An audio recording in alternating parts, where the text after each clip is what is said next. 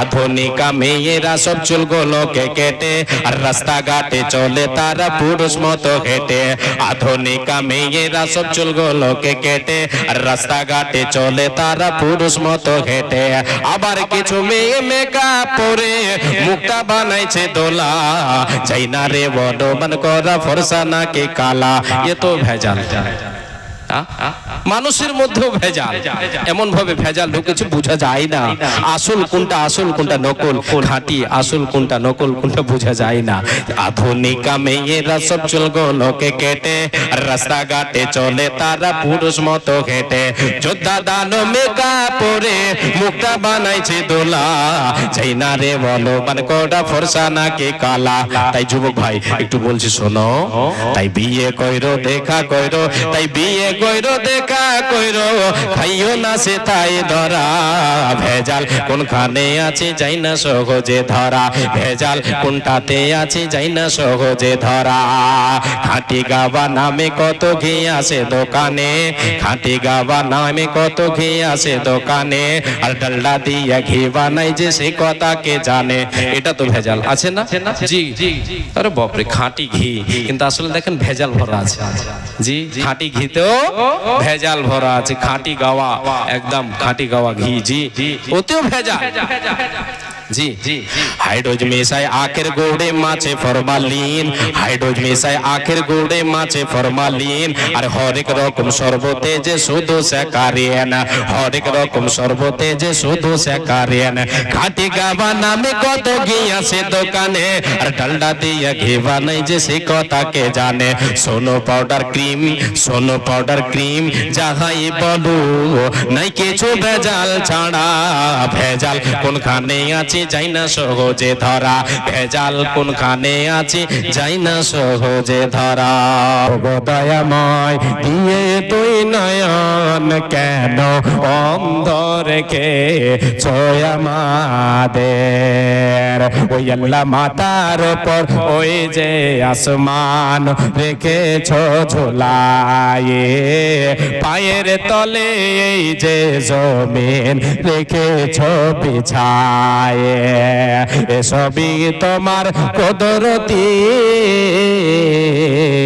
ও গো দয়াময় দিয়ে তুই নয়ন কেন অন্ধ রেখে ছয় আমাদের, কেন অন্ধ রেখে ছয় আমাদের। ওই আল্লাহ গাছপালা তরুলতা তুমি বুঝো সবার ব্যথা, বুঝো গো আমাদের ব্যথা। ও গো দয়াময় দিয়ে তুই নয়ন কেন অন্ধ রেখে ছয় আমাদের। জি ধোকা দিয়ে কোনো ব্যবসা করা যাবে না, হারাম হারাম হারাম হারাম হারাম। জি এবারে চলেন, বেশি লম্বা করছি না, অল্প অল্প করে একটা দুটো করে আয়াত হাদিস দিয়ে আপনাদেরকে পয়েন্টগুলো বনিয়ে দিচ্ছি।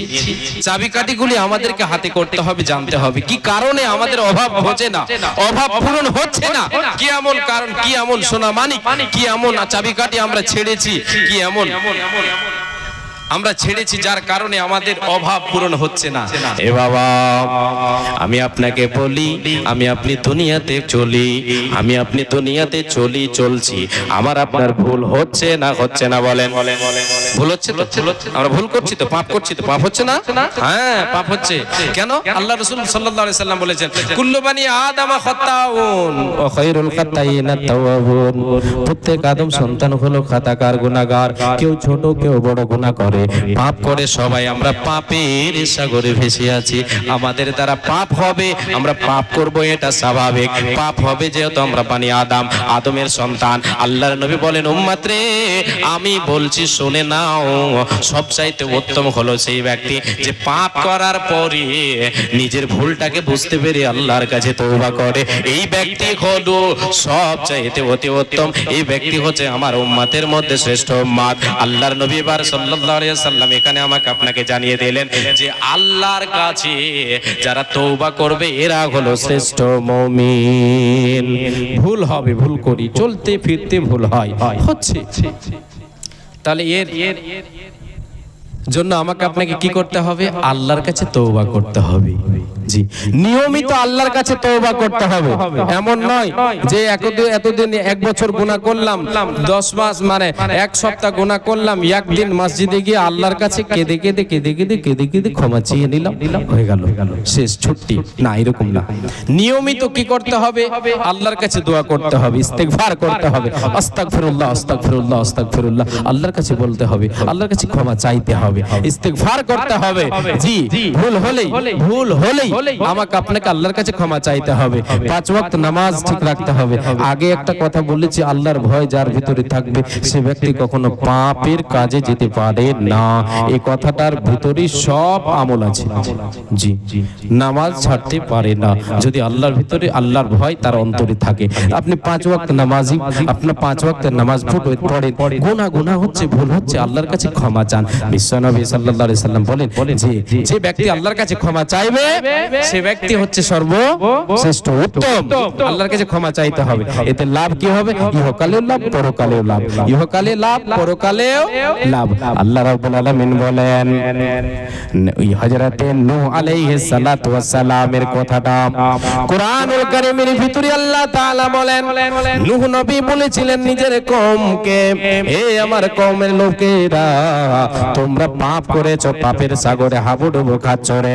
আমি দেখতে পাচ্ছি তোমাদের পাপ হয়ে গেছে, অনেক পাপ হয়েছে, পাপের সাগরে তোমরা ভেসে আছো রে আমার কওমের লোকেরা, শুনে নাও। হযরতে নূহ আলাইহিস সালাম বলছেন, ফাকুল তুস্তাগফিরু রাব্বাকুম ইন্নাহু কানা গাফফারা। আমার আল্লাহ এই কথাটাকে কোরআনের ভেতরে রেখে দিয়েছেন। আল্লাহ তাআলা বলছেন, রে আমার উম্মাহ বান্দা বান্দীরা শুনে নাও, আমার বান্দা বান্দী তোমরা শুনে নাও, তোমরা তোমাদের রবের কাছে তোমরা ইস্তেগফার করো, ক্ষমা চাও। কেন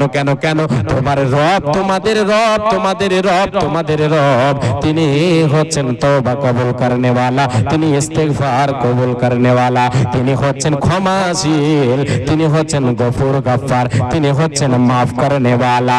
নূহ নবী বলছেন, রে কওমের লোকেরা, আমার আল্লাহ তিনি ক্ষমা করবেন, তওবা কবুল করবেন। অতএব তোমরা যা পাপ করেছো পাপের জন্য আল্লাহর কাছে ক্ষমা চেয়ে নাও। ফাকুল তুস্তাগফিরু রাব্বাকুম ইন্নাহু কানা গাফফারা ইউরসিলিস সামাআ আলাইকুম মিদরারা।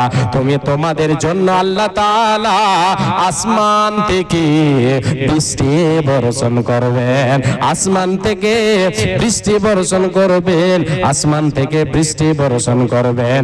বৃষ্টি আল্লাহর তরফ থেকে, আসমান থেকে যে বৃষ্টি বর্ষণ হয় এটা হচ্ছে বরকতের পানি।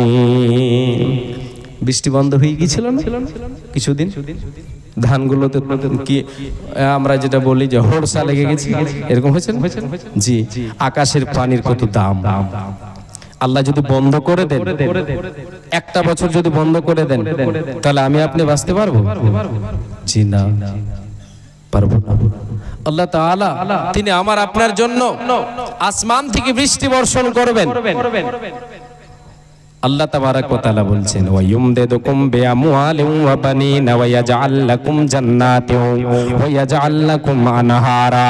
আল্লাহ তাআলা বলছেন, হে পৃথিবীর মানুষ তোমরা শুনে নাও, আমি আল্লাহ তোমাদের জন্য আসমান থেকে পানি বর্ষণ করব, সেই পানিতে তোমাদের ফসল ফলিয়ে দেব, সেই পানিতে তোমরা উপকৃত হতে পারবে। বান্দারে, তোমাদের সন্তান সন্ততিতে আমি আল্লাহ বরকত দেব, তোমার সন্তান সন্ততিতে আমি আল্লাহ বরকত দেব, ছেলে মেয়েতে বরকত দেব। আমি আল্লাহ আসমান থেকে বৃষ্টি বর্ষণ করে তোমাদের জন্য নালা বইয়ে দেব, তোমাদের জন্য আমি আল্লাহ তাআলা বাগান তৈরি করে দেব, তোমাদের ফসলকে আমি আল্লাহ তাআলা কি করব? আমি সবুজ শ্যামল ফসল তোমাদের মাঠে ভরে দেব, তোমাদের ফসলে আমি আল্লাহ বরকত দেব। বান্দারে, তোমরা পাপ করেছো, পাপের জন্য আমি আল্লাহ আমার কাছে এসো, আমি তোমাদের জন্য তওবার পথ খোলা রেখেছি। তওবার দরজা খোলা রেখেছি রে বান্দা, আয় আয় আয় আয় আয়, এসে তওবা করে নি, তোরা তওবা কর, নিয়মিত তওবা কর। গুনাহ হয়ে গেলে, পাপ হয়ে গেলে আমি আল্লাহ আমার রহমত থেকে নিরাশ হয়ে যাস না। আয় আয় আয় আয়, এসে ক্ষমা কর, ক্ষমা চেয়ে নে, প্রার্থনা কর, দোয়া কর, আমি আল্লাহ তোদের ক্ষমা করে দেব। আল্লাহ তাবারাক ওয়া তাআলা তিনি আমাকে আপনাকে ক্ষমা করে দেবেন, মাফ করে দেবেন এবং বরকতের পানি আমার আপনার জন্য আসমান থেকে বর্ষণ করবেন। বলেন সুবহানাল্লাহ। ওগো দয়াময় দিয়ে দুই নয়ন, কেন অন্ধ রেখে ছয়া মাদের, কেন অন্ধ রেখে ছয়া মাদের। আল্লাহকে মনের ব্যথাটা জানান। আল্লাহ অনেক পাপ করেছি গো আল্লাহ, আল্লাহ তুমি ক্ষমা না করলে কি করবে আল্লাহ? তুমি তো দয়াবান, তুমি তো ক্ষমাশীল আল্লাহ, আল্লাহ তুমি তো তওবা কবুল করনে ওয়ালা। হে আল্লাহ তুমি আমাকে ক্ষমা করো, মাফ করো, জীবনে অনেক পাপ করেছি আল্লাহ তুমি আমাকে মাফ করে দাও, ক্ষমা করে দাও। আল্লাহ তাআলার নবী সাল্লাল্লাহু আলাইহি ওয়াসাল্লাম বলেছেন আল্লাহ তাআলা বান্দাকে ক্ষমা করার জন্য তিনি সদা সর্বদা তিনি কি থাকেন, তৈয়ার থাকেন, প্রস্তুত থাকেন, রহমতের হাতকে প্রসারিত করে দিয়ে আল্লাহ তাআলা প্রস্তুত থাকেন যে আমার কোন বান্দা আমাকে আসবে, রাতে এসে ডাকবে, রাতে এসে আমার কাছে তওবা করবে, আমি আল্লাহ তার দিনের গুনাহগুলিকে মাফ করে দেব।